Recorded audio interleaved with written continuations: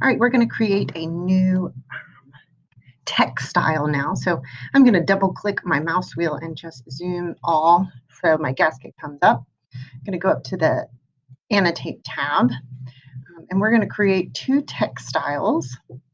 So our annotative text style, we're going to have it highlighted, right? And we want to click annotative, and we're going to click new. And we're going to name this text style 0.125. Okay. And then we want to make the paper text height 0.125. Close. Then we know that's specifically an annotative text style that we keep at 1.25 and we can reuse. We're going to create a dimension style now. Annotative new, and we're going to name this fancy mechanical style. Continue. All right. So we're going to go through and change a whole bunch of things in here. Well, not too much actually, because it kind of already starts as an ANSI mechanical style, but look through and make sure all of your spacing and things match this right here. So this is 0.375.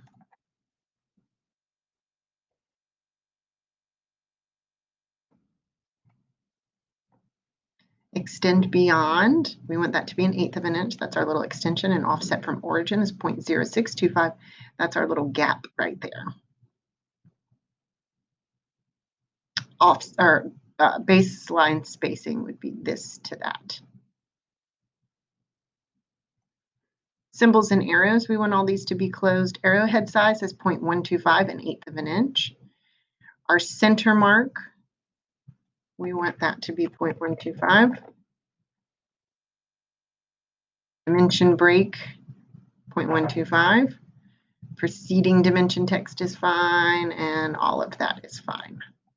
Our text, we now want to select it to be the 0.125, 1/8 of an inch.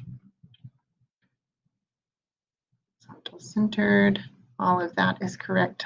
And we want this to be horizontal because it is an ANSI standard, meaning that it always stays horizontal. It doesn't flip with the dimension line.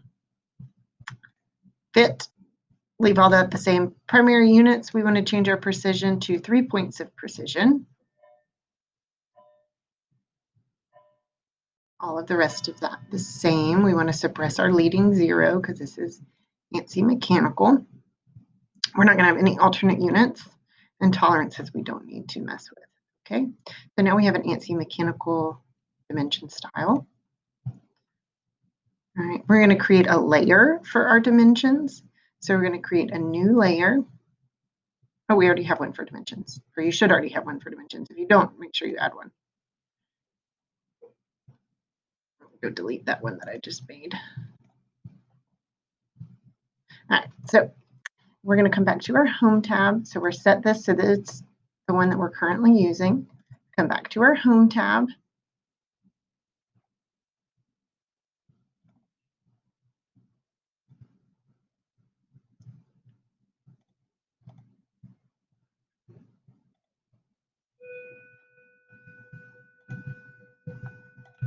Sorry,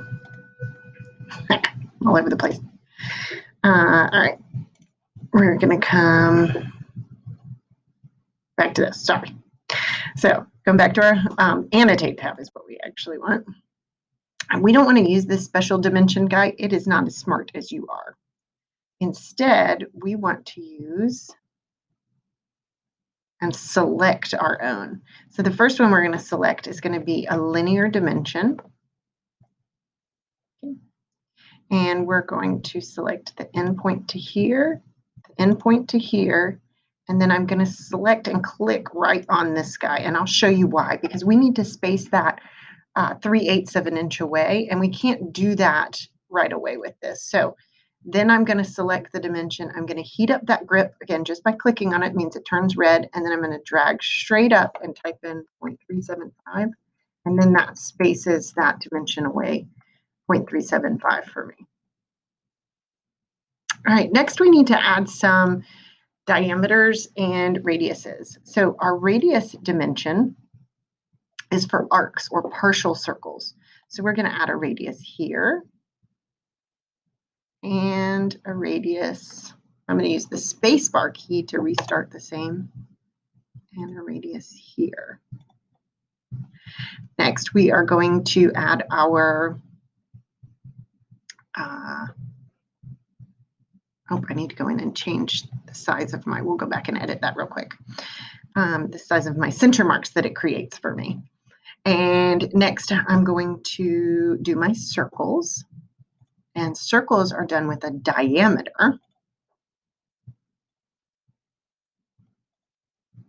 Spacebar again, or you can go back up and change that.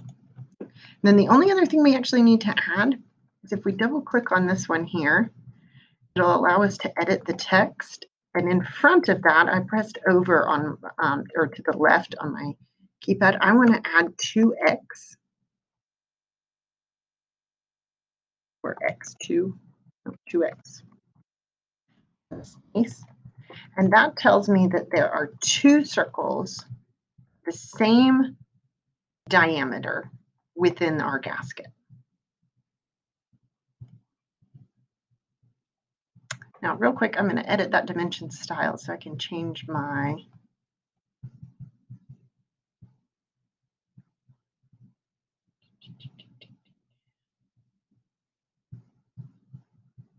center marks. I want those to be a 16th of an inch, 0.0625. And then they fit on what we have already drawn. So it's a full 1/8 by a full 1/8, which means a 16th, 16th, 16th, 16th, all the way around. And there are our dimensions we've added.